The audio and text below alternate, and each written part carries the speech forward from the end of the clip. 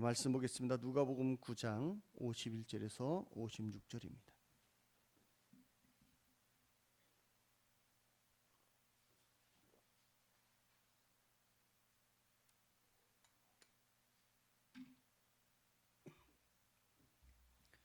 누가복음 9장 51절에서 56절.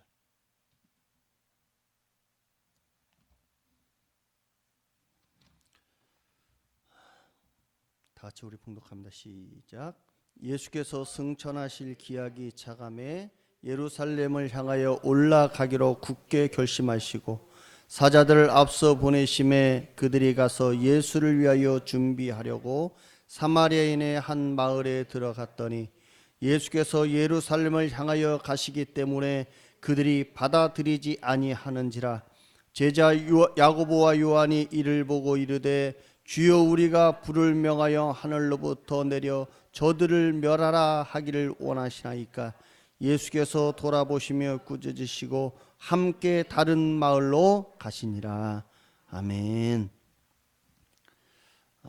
오늘은 예루살렘을 향하여 라는 그런 말씀으로 같이 종려주일을 우리 같이 보내길 원합니다.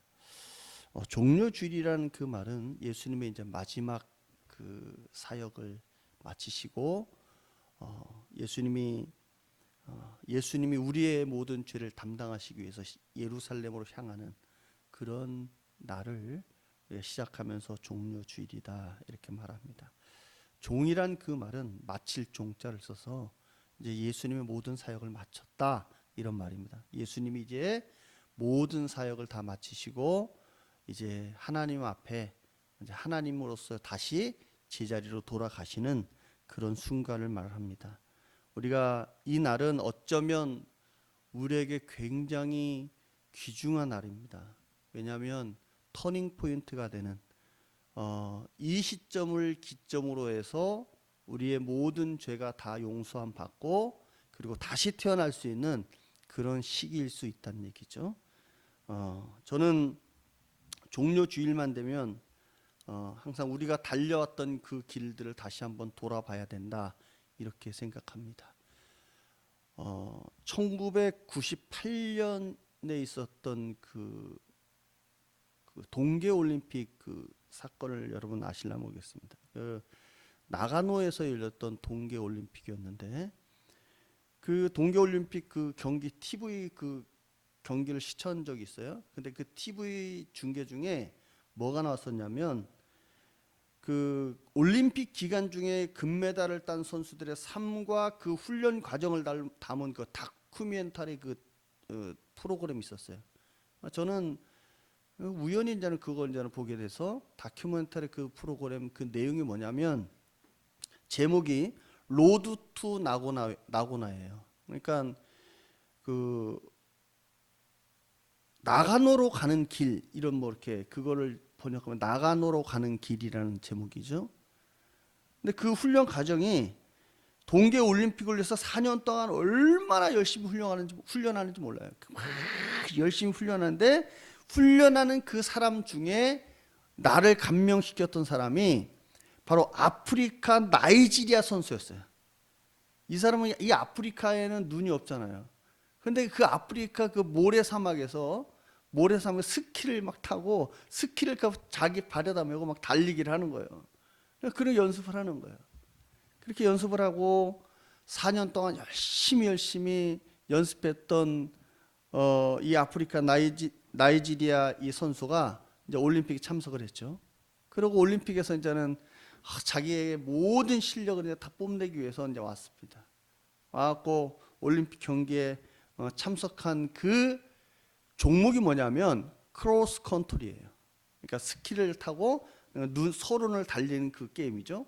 그러니까 나가노는 굉장히 눈이 많이 와서 굉장히 뭐 스키 타기 너무너무 좋아요. 그러니까 사람들이 이 아프리카 나이지리아 선수에게 이제 질문을 합니다. 당신은 어떻게 여기까지 와서 그 눈도 없는 나라에서 연습하려고 왔습니까? 이렇게 물어보니까 나는 이 종목에서 내가 금메달을 따기 위해서 온 것이 아니라 이 종목에 참석해서 내가 정말로 선수로서의 가치가 있는지 없는지 그것을 보여주기 위해서 왔습니다 하고 올림픽에 참석해서 이제 크로스 컨트롤을 이제 시작합니다. 그리고 이제 준비 땅 해서 이제 달리기 시작, 막 이제 스킬 타기 시작하는데 다른 선수들은 저만큼 가는데 이 선수는 뒤처지기 시작하는 거예요. 왜냐하면 눈에서 달려본 경험이 그렇게 많지 않기 때문에 2년 전에 한번 실질적으로 자기가 눈밭에 가서 스키를 타봤지 그 후에는 스키를 타본 경험이 없었던 거예요. 그래서 이제는 경기에서 막 그냥 뭐 당연히 꼴찌죠. 당연히 꼴찌죠.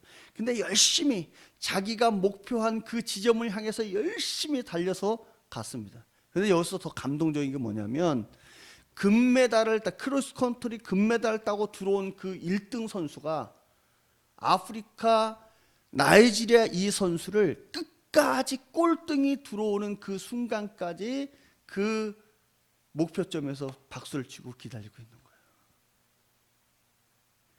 나이지리아 선수가 열심히 달리는 것도 감동이지만 그것보다 더 감동인 것은 1등인 선수가 그곳에서 이 선수를 기다리고 있었다는 겁니다. 여러분, 우리는 어떤 일을 하든지 간에 목표점이 있고 그 목표점을 향해서 끝까지 달려가야 되는 것이 우리의 삶이라고 생각합니다. 여러분, 사람들은 흔히 인생을 운동 경기에 비유합니다. 그죠? 그래서 목표를 정한 후에 그 등수에 들어가서 메달을 따기 위해서 매진하는 선수처럼 인생도 내가 가고자 하는 한 방향을 정한 후에 정진해서 나가기 시작합니다. 여러분, 그런데 이런 방향 감각이 없는 그런 사람들은 삶이 너무나 힘들어요. 내가 왜 사는지, 살아서 뭐해? 이런 마음을 갖는 사람들은 사는 것이 힘들어질 수밖에 없습니다. 당신은 지금 어디로 가고 있는지를 아십니까? 이렇게 질문하고 싶습니다. 어떤 유명 인사가 기차를 탔습니다. 유명 인사 기차를 타고 그리고 이 사람은 평상시에 굉장히 건망증이 심해요. 그래서 이제 기차를 타고 막 가고 있는데 승무원이 이제는 표를 검사로 오는 거죠. 그래서 승무원이 이제 표를 주세요. 그러니까 표를 어디다 뒀는지 모르는 거야. 한참 막 여기 찾고 저기 찾고 막 지갑을 열어보고 아무리 찾아도 표가 없어. 그러니까 이제 이 승무원이 뭐 입은 옷 차림이나 생김새나 굉장히 뭐 정숙한 사람이고 표를 안 사서 들어오지 않았을 거라는 그런 확신이 있어서 선생님 그러지 마시고 표를 찾으면 다음에 제가 다시 올 테니까 그때 보여주십시오. 그런 점 한번 가려고 그랬어요. 그러니까 이 사람이 뭐라고 말하냐면 가려고 하는 승무원한테 지금 내가 승차권 없는 것이 지금 중요한 게 아니라 내가 그 승차권이 없으면 어디로 가는지를 모른단 말이에요. 내가 지금 승차권을 있고 없고가 중요한 게 아니라 내가 어디에서 내려야 되는지를 모른다는 거예요. 참 아이러니컬하죠. 자기가 타긴 탔는데 어딜 가는지 목적지를 모른다는 거죠. 혹시 이런 경험 하신 적이 없습니까? 저는 아직까지는 없는 것 같아요. 혹시 여러분 그런 경험이 있다면 여러분 치매 검사를 받으셔야 됩니다. 차를 타고 가는데 지금 내가 어디로 가고 있는지 모를 때가 혹시 있다면 내가 살고 있는데 내가 왜 사는지 모른다면 다시 내가 생각해 봐야 된다는 거죠. 내가 왜 사는지. 내가 예배를 드리고 있는데도 내가 왜 예배를 드리고 있는지 모른다면 다시 생각해 봐야 된다는 겁니다. 내가 하나님 앞에 나와서 왜 하나님 앞에 나왔는지 진짜 하나님 앞에 예배 드리는 목적이 무엇인지 모른다면 지금 승차권이 없어서가 문제가 아니라 내가 어디로 가는지를 모르는 이 신사처럼 우리도 어디를 향해서 가는지 모르는 신앙인일 수밖에 없다는 거죠. 지금 어떻게 살고 있는 것이 제대로 살고 있는지 우리가 확신 있게 물어봐야 됩니다. 어떻게 사는 것이 제대로 사는 것입니까, 하나님? 이렇게 물어봐야 된다는 거죠. 예수님의 인생길은 인간의 구원을 이루기 위해서 십자가에서 피 흘려 죽으시기 위해서 예루살렘으로 가시는 것이었습니다. 예수님은 가야 할 길이 어디인지를 분명히 아셨습니다. 내가 예루살렘으로 향해서 가서 모든 사람들을 구원하기 위하여 십자가에 달려 죽는 것, 이것이 나의 길이다. 이것을 아셨습니다. 예수 그리스도의 길, 우리는 예수님께서 목적지를 정하시고 가시는 장면을 보게 됩니다. 목적지가 어디라고요? 예루살렘. 예루살렘에서 왜 가신다고요? 십자가에 우리의 죄를 위해서 달려 죽기 위해서 가시는 겁니다. 누가복음 9장 51절 오늘 본문 말씀에 보면 예수께서 승천하실 기약이 참에 예루살렘을 향하여 올라가기로 굳게 결심하시고 이렇게 말합니다.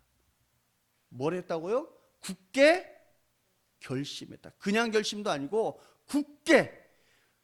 여러분, 우리는 굳게라는 그 말은 뭐예요? 굳게라는 그 말의 뜻은 어떤 사물이 굳어지는 것, 이것을 굳게라고 말합니다. 우리가 엿이라는 거 여러분 알죠? 엿이 제일 처음에 굉장히 말랑말랑하고 흐물흐물하고 막 제일 처음에 물처럼 됐다가 조금 더 굳어지고 조금 더 굳어지고 조금 더 굳어지고 조금 더 굳어지면 완전히 딱딱해지는 그런 상태, 그걸 굳게라고 말합니다. 굳게. 딱딱해진 상태. 왜? 굳혔다.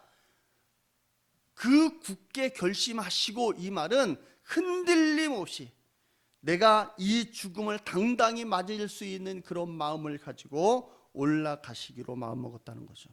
예수님께서는 하늘에 올라가실 날이 찼습니다. 그래서 예수님께서는 스스로 예루살렘으로 가시기로 작정했던 겁니다. 오늘 예수님은 예루살렘으로 가시는 길, 그 출발선 스타트 라인에 서 계시는 거예요. 스타트 라인. 그래서 예루살렘으로 가는 길, 그 길을 예수님 자신은 지금 예수님께서 가시는 그 길이 어떤 길인지를 잘 알고 계셨다는 겁니다. 그 길은 어떤 길입니까? 배반이 있고 창피함이 있고 수치가 있고 조롱이 있고 멸시가 있고 채찍이 있고 수모가 있고 십자가의 처형이 있고 죽으심이 있고, 그 예수님 자신은 그가 걷고 있는 이 예루살렘의 길이 요구하는 엄청난 그 대가를 지불해야만 갈 수 있는 길인지를 알고 계셨습니다. 그럼에도 불구하고 그는 그 길을 가시고자 굳게 결정하셨다, 이 말이에요. 그런데 예수님 주위에 있는 사람들의 반응이 어땠는지 한번 살펴봐야 됩니다. 예수님 주위에 있는 사람들은요, 예수님이 가시고자 하시는 예루살렘으로 가는 길이 어떤 길인지를 알았을까요? 여러분은 이 길을 걷고 계시는 예수님의 얼굴을 한번 상상해 볼 때 무엇을 느끼십니까?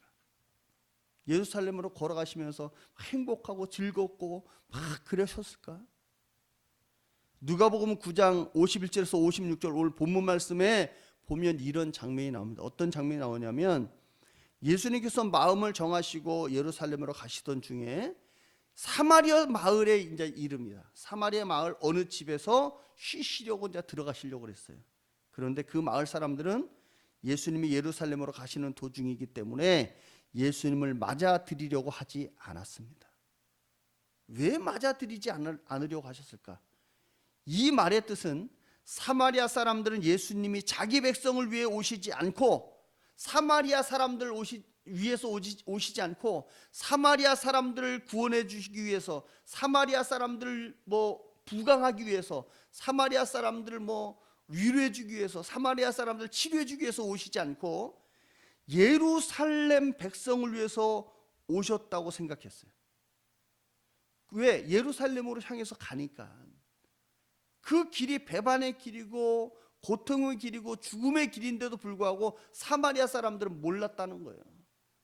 예수님이 어땠어요? 그 전에 병든 자를 고치시고 가난한 자를 부욕케 하시고 사람들을 막 살리는 일들을 하고 막 그러니까 예수님이 사마리아에 들어와서 그런 일을 하길 원하셨는데, 지금 예수님이 사마리아에서 잠깐 잤다가 다시 예루살렘으로 간다는 사실을 알았기 때문에 예수님을 맞아들이지 않고 그 문패에다가, 여관 문패에다가 빈방 없음 이렇게 붙여버렸다는 거예요.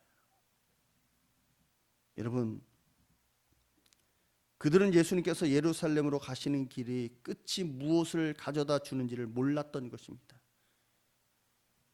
누가복음 19장 28절 이하는 이렇게 기록하고 있습니다. 뭐라고 기록하냐면, 예수님께서 앞장서서 걸으시며 예루살렘으로 올라가고 계셨다.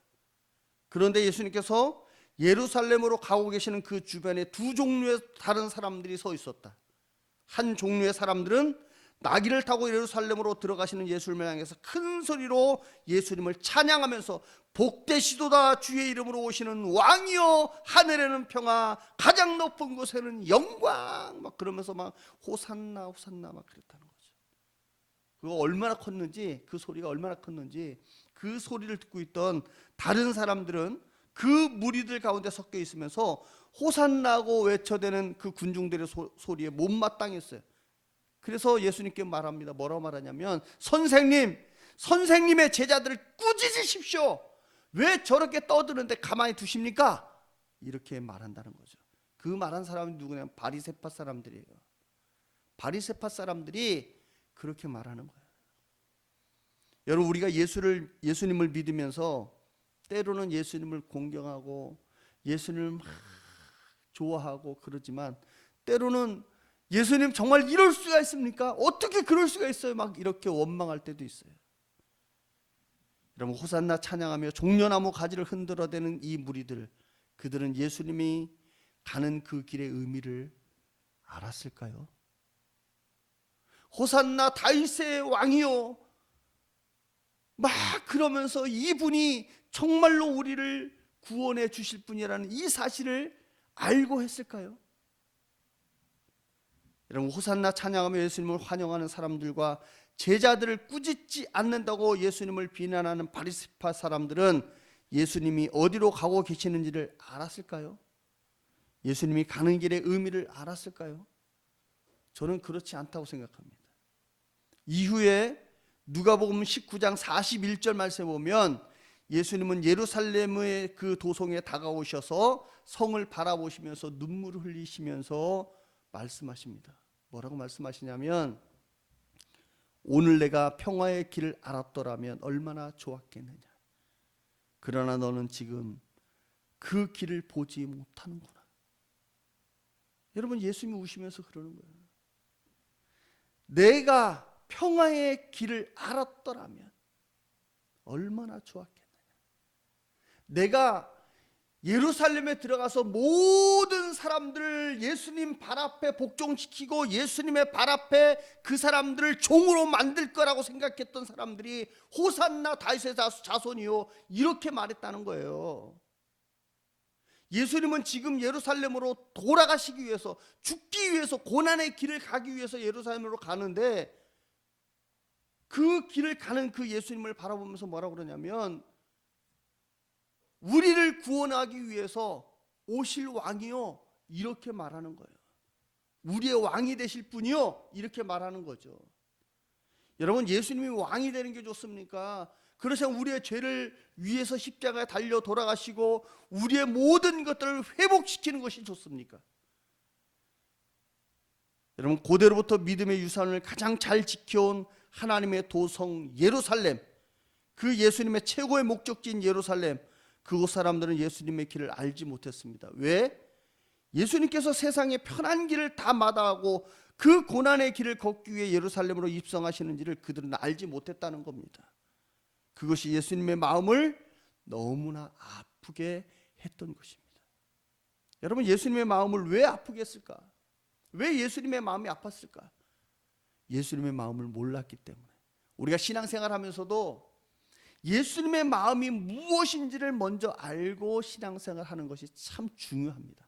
예수님이 과연 나를 어떻게 생각하시는가?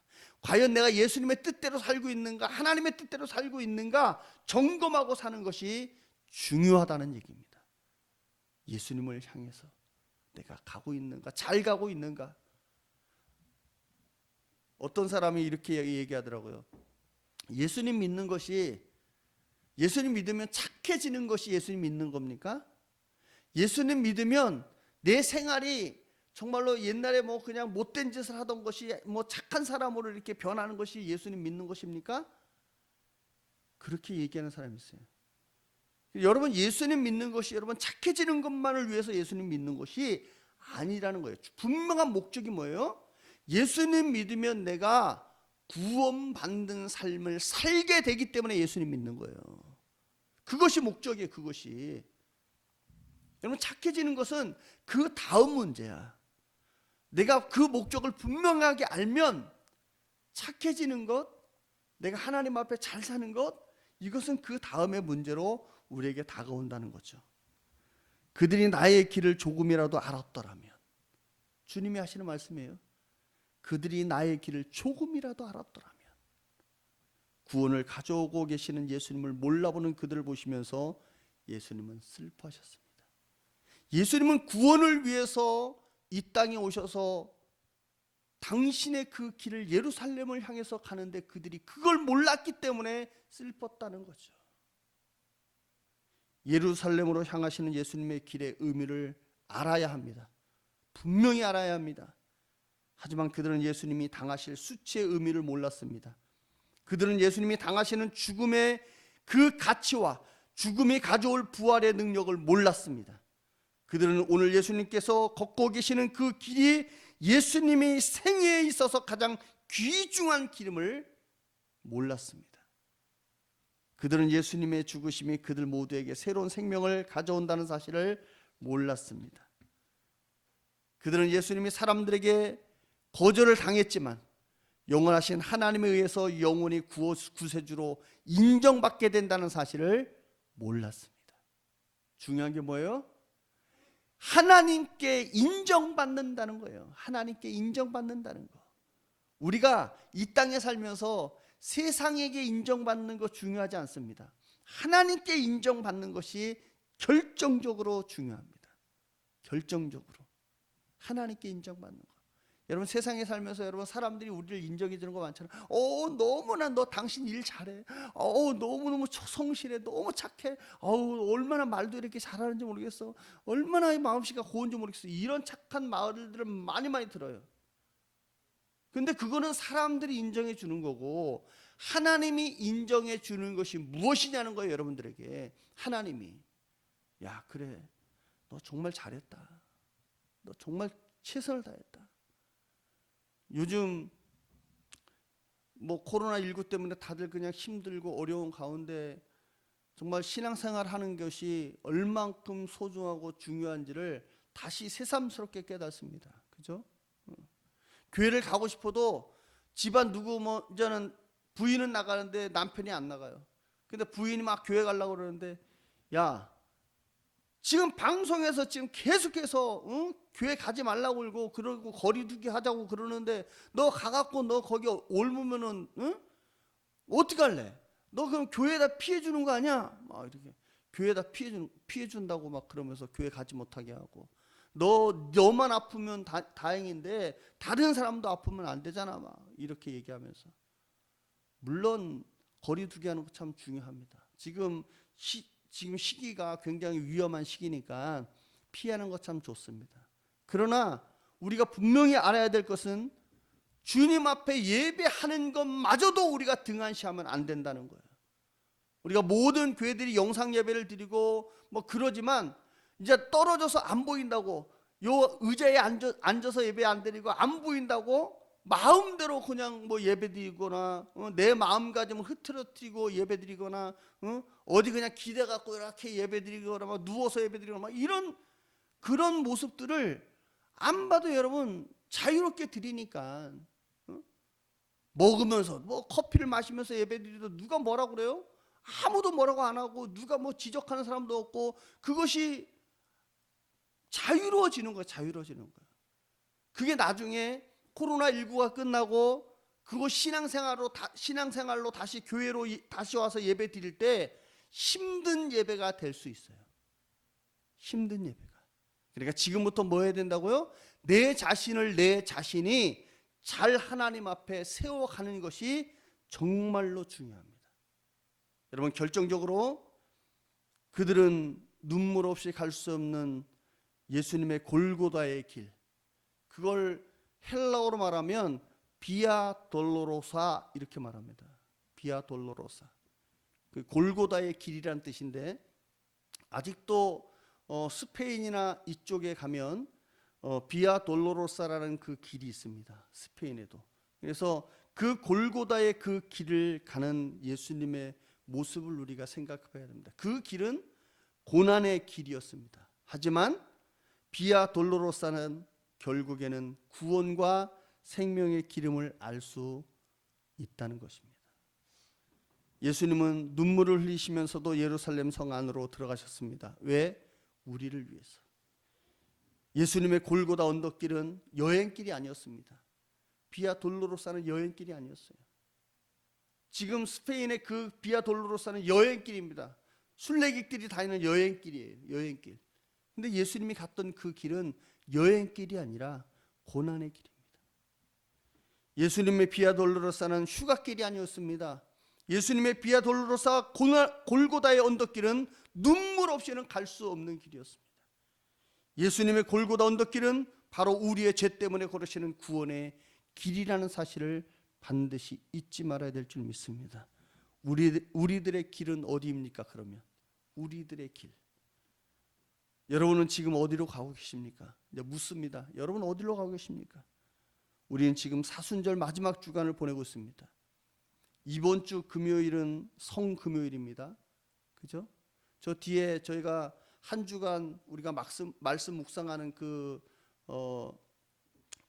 한 주간 그 프로그램을 제가 저희 뒤에다 해놨는데, 월요일 날 우리가 말씀을 읽고 우리가 어떻게 살아야 되는지, 화요일 날 어떻게 살아야 되는지, 이것을 쭉 우리가 읽으면서 정말로 하나님 앞에 주님이 갔던 그 길들을 한번 생각해 보는 거예요.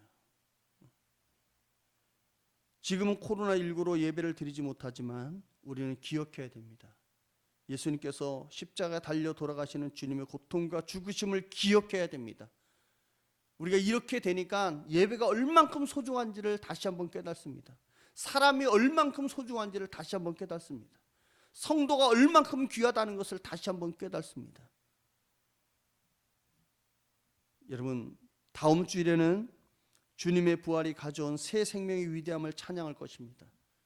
그러나 이 모든 것은 예수 그리스도께서 걸어가신 고난의 길을 의미를 알 때 가능해집니다. 고난의 길이 무엇인지를 알 때 가능해집니다. 예수님은 이 시간 저와 여러분 모두에게 이 주님의 고난의 길을 함께 할 수 있겠느냐고 물으십니다.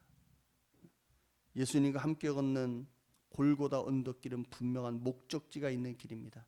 목적지. 예수님과 함께 걷는 비아 돌로로사 골고다 언덕길은 구원의 길이 있는 길입니다. 구원의 길. 예수님과 함께 걷는 비아 돌로로사 골고다 언덕길은 생명을 보장받는 길입니다. 내 생명을 보장받는 길. 여러분 생명을 보장받는 길.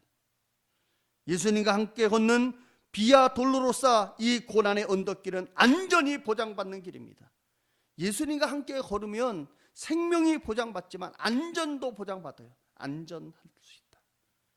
지금 코로나 그 19 이것 때문에 전부 다 코로나 19가 얼마나 불안하고 전 세계적으로 사람들이 죽어나가는지, 뭐 그 숫자가 어떤 분이 그렇게 얘기하더라고요. 뭐 토론 시간에 나와서 우리 한국이 지금 끝난 것이 아니다.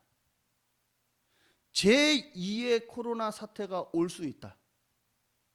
우리가 이것을 잘 대처하지 못하면 어쩌면 우리나라의 3분의 2가 죽어야 이것이 끝날 수 있는 그런 엄청난 거다. 그 왜 그러냐고 이제 또 다른 분이 이제는 패널한테 물어봤어요. 왜 그런 생각하십니까? 이렇게 물어봤어요. 그러니까 지금 외국에서 들어오고 있는 그 사람들, 외국에서 이제는 있던 한국 사람들이 들어오잖아요. 스웨덴에서도 들어오고, 뭐 스페인에서도 들어오고, 뭐 이란에서 들어오고, 지금 각국에 있는 나라에서 머물 수가 없으니까 미국에서도 막 다 들어오고 지금 그러고 있는 상태잖아요. 근데 거기에 지금 엄청나게 자리 잡고 있는 그 코로나19 그 세균들이 변형이 됐대요. 변형이. 기존에 있던 우리 한국의 사람들이 있었던 그 세균보다 더 강력한 세균이 들어온다는 거예요. 근데 그 사람들이 와갖고 당신들 2주간 격리하십시오. 당신들 돌아다니면 안 됩니다. 이렇게 얘기했는데도 이 사람들이 확진자가 막 다니면서 이 사람들이 펴치기 시작하는 거예요. 그러면 이것이 전파되면서 이것이 기하급수적으로 우리는 전에 거는 우리가 잡을 수 있는 치료약을 어느 정도 우리가 지금 만들어내서 그것을 먹으면 낫게 됩니다. 근데 그 다음에 들어오는 사람들이 그렇게 퍼치는 그 약은 또 잡을 수가 없는 변종이 돼버리는 거야. 변종 바이러스는 또 그것을 시약을 만들기 위해서 1년 동안 또 열심히 사투를 벌여야 된대요. 그러니까 이 사람들 들어오는 것들을 막을 수도 없고, 내국인이니까. 한국 사람이 한국에 들어오는 것을 어떻게 막습니까? 막을 수가 없으니까, 그러면 그냥 가만히 있어야 되는데 안 있고 그냥 돌아다니니까 이런 일들이 생기니까, 그거에 대해서 뭐라고 말하냐면, 우리 제2의 코로나 사태가 다시 벌어질 수 있으니까 우리 바짝 긴장하고 우리가 방역에 최선을 다해야 된다, 이렇게 얘기해요. 여러분, 이것이 저와 여러분들의 문제만이 아니라 전 세계적인 문제입니다. 전 세계적인 문제. 안전을 보장받을 수 있는 길, 그럼 뭐가 있을까? 약이 나를 보호해 줄까? 여러분, 약이 나를 보호해 줄 수 있다고 여러분 생각하십니까? 약보다 더 좋은 것은 뭐냐면 주님을 의지하고 나가는 것, 그것이 나에게 더 안정된 보장일 줄 믿습니다. 여러분, 내가 그것 때문에 죽을 수도 있고, 어떤 분들은 돌아가신 분들도 있어요. 그런데 내가 죽고 난 다음에 내가 주님 앞에 섰을 때 내가 하나님을 잘 섬기다가 주님 앞에 갔는지 안 갔는지, 그것도 중요한 줄 믿습니다. 우리가 예수님과 함께 걷는 비아 돌로로사 골고다 언덕길, 그것은 안전으로 가는 여행길인 줄 믿습니다. 여러분, 예수님 없이 혼자 걷는 길은, 예수님 없이 혼자 걷는 삶의 여행은 끝내 파멸의 길입니다. 예수님과 같이 걸으면 멸망할 수 없고 파멸당할 수 없어요. 예수님과 함께 걸으면 내가 슬퍼도 슬픈 것이 아니야. 여러분, 예수님과 함께 걸으면 고난이 아니야. 여러분, 항상 우리가 찬송가 중에 주와 함께 걷는 길 평화롭도다, 그런 찬양 있잖아요. 여러분, 주와 함께 걸으면 내게 걱정과 근심이 없어요. 주와 함께 걸으면 내 인생이 슬플 리가 없어요. 예수님께서 예루살렘 성으로 들어오시면서 우신 것은 그 성의 백성들이 예수님의 길을 모르고 그들만의 길을 걸을 때 곧 그들 성의 파멸이 올 것을 미리 아셨기 때문에 예수님은 슬퍼하셨던 겁니다. 그들 성의 파멸. 그 날들이 너희에게 닥칠 것이니 너희 원수들이 흙 언덕을 쌓고 너를 에워싸고 사면으로부터 너를 공격하여서 너와 내 안에 있는 내 자녀를 짓밟고 내 안에 돌 하나도 다른 돌 위에 얹혀 있지 못할 것이 될 것이다. 실제로 예루살렘 사람들이 예수 그리스도의 구원의 길을 모르고 거절한 결과 예수님께서 돌아가신 뒤에 40년 후에 로마의 침략을 받게 됩니다. 예루살렘이 로마의 침략을 받게 돼요. 그래서 예루살렘은 완전히 초토화가 되고 맙니다. 예루살렘이 완전히 그냥 부서지고 성이 그냥 다 무너져 버리고 성전이 다 무너져 버리고. 왜 이런 일들이 벌어져요? 예수님을 거부하고 예수님이 그들을 위해서 오셨다는 사실을 몰랐기 때문에 그들은 그런 비극을 맞이하게 된다는 겁니다. 사랑하는 성도 여러분, 이번 고난주간을 어떻게 보내실 것입니까? 예수 그리스도의 십자가의 길을 주님과 함께 걸어 보시지 않겠습니까? 오늘 이 고난주간 첫날 예수님과 함께 여행을 시작하고 함께 그 길을 걷고 함께 여행을 마칠 사람을 찾고 계십니다. 같이 걷다가 같이 여행을 마칠 사람. 여러분, 여행을 다녀보시면 여러분 알잖아요. 마음이 맞는 사람끼리 여행을 가면 굉장히 재밌어요. 깔깔깔깔거리고 얼마나 재밌는지 몰라요. 마음 맞는 사람끼리 가면. 근데 마음 안 맞는 사람끼리 가면 여행 첫날은 한 이틀까지는 괜찮아요, 여행. 그런데 여행이 언제가 가장 고비냐면 여행 7일 넘어가면서는요. 그러니까 장시간 여행 가면요. 그 사람을 알 수 있어요. 아, 이 사람이 좋은 사람이다, 나쁜 사람이다는 여행 길게 해보면 그 사람에 대해서 알 수 있어요. 그러니까 7일 넘어가면요. 막 짜증이 나고. 왜? 먹는 것도 뭐 현찮아. 여행 다니는 것도 힘들어. 또 뭐 자기 몸이 피곤하니까 짜증이 막 나기 시작하고, 그래서 짜증 부리기 시작하면 그 사람들이 서로 마음이 안 맞아서 다시는 당신하고 내 여행 가나 봐라 막 이렇게 얘기해요. 그러니까 여행을 저는 결혼하기 전에 여행을 먼저 길게 한번 한 달 정도 갔다 와보고 결혼하면 좋을 것 같아. 이 사람이 괜찮은 사람인지 안 괜찮은 사람인지는 한 달 여행 딱 해보면 나올 것 같아. 근데 여행을 안 해보고 우리가 결혼하잖아. 그리고 살다 보니까 이 사람이 어떤 사람인지를 모르고 살다가 결혼하고 막 자기 막 부딪히고 너는 왜 이래 저래 막 그렇게 사는 것 같아. 여행을 길게 해보면 그 사람을 이해할 수 있고, 예수님과 계속 길게 여행하다 보면 예수님 마음 드는 거 안 드는 거 여러분 있을 거 아니에요. 여러분 예수님과 계속 여행하면서 혹시 불편한 거 있으십니까?